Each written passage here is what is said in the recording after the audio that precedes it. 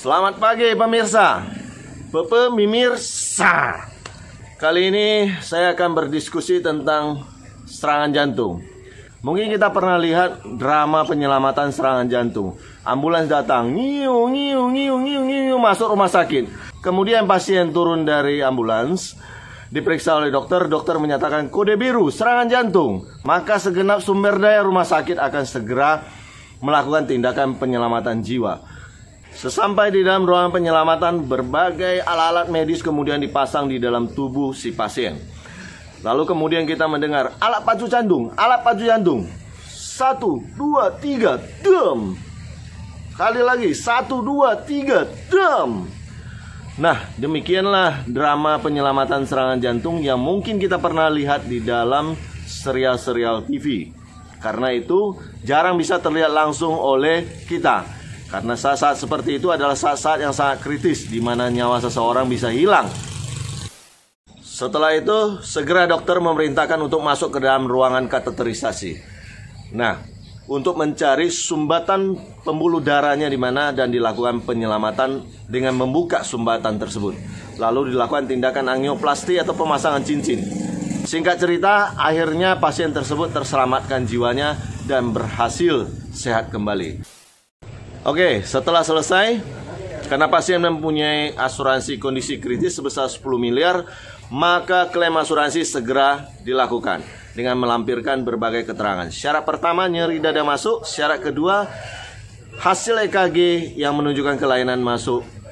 Ternyata setelah disubmit hasil yang keluar dari perusahaan asuransi, klaim ditolak dengan alasan enzim jantung yang terjadi pada tubuh pasien bukan karena serangan jantung, tetapi lebih disebabkan oleh karena tindakan kateterisasi jantung yang menyebabkan timbulnya enzim jantung.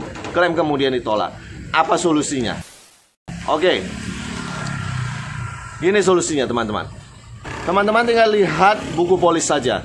Beberapa polis perusahaan asuransi di Indonesia ada yang memberikan pengecualian untuk kondisi kateterisasi jantung yang menyebabkan terjadinya enzim jantung. Artinya apa? Masuk ke dalam pengecualian polis. Beberapa yang lainnya tidak membunyikan pengecualian seperti itu. So, bila bunyi polis menyatakan masuk ke dalam pengecualian, maka Anda akan kesulitan untuk mengajukan klaim sebesar 10 miliar tersebut. Namun, bila polis Anda tidak membunyikan pengecualian tersebut, maka Anda boleh melakukan tinjau ulang dan kemungkinan besar uang 10 miliar akan berhasil Anda cairkan. So guys, kapan timing pemeriksaan enzim jantung yang paling tepat? Wewenang untuk memeriksa enzim jantung itu ada di tangan seorang dokter. Pada saat dokter menyatakan kondisi darurat, sangat berkemungkinan pemeriksaan enzim jantung tidak dilakukan. Karena lebih penting menyelamatkan nyawanya daripada hanya sekedar memeriksa enzim jantung saja. Apa yang bisa kita lakukan sebagai seorang agen asuransi? Ya, jelas. Yang bisa kita lakukan hanya memberitahu kepada pihak rumah sakit atau dokter bahwa beliau punya asuransi dan beliau harus melakukan cek enzim jantung sebagai syarat utama untuk melakukan klaim kondisi kritis serangan jantung. Karena di saat-saat kondisi kritis seperti itu, jelas seorang agen tidak bisa melakukan apa-apa.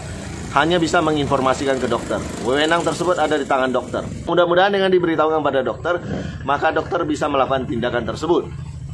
Dan be careful terhadap pasal pengecualian polis bahwa enzim jantung yang timbul karena tindakan kateterisasi jantung dikecualikan. So, yang mesti dilakukan pada saat cek enzim jantung itu adalah saat sebelum dilakukan tindakan kateterisasi jantung. Ingat, sebelum dilakukan tindakan kateterisasi jantung, pemeriksaan enzim jantung harus dilakukan. Karena setelah dilakukan, akan sangat sulit sekali membedakan enzim jantungnya terjadi karena kateterisasi jantung atau memang benar-benar murni serangan jantung. Itu tidak bisa diperdebatkan. Ketika itu terjadi, maka Anda akan kesulitan untuk melakukan klaim asuransi kondisi kritis sebesar 10 miliar tadi. So, kata kuncinya, tindakan pemeriksaan enzim jantung harus dilakukan sebelum tindakan kateterisasi jantung. Teman-teman, bila Anda merasa video ini berguna bagi orang lain yang membutuhkan, silakan di-share. Berbuat kebaikan itu sederhana saja. Cukup lakukan hal-hal yang baik, yang sederhana, yang bisa kita lakukan. Terima kasih. Disclaimer on ya teman-teman. Semua kondisi medis yang saya gambarkan di dalam video ini tidak untuk tujuan untuk rujukan medis. Hanya dokter yang berhak menentukan kondisi medis tersebut.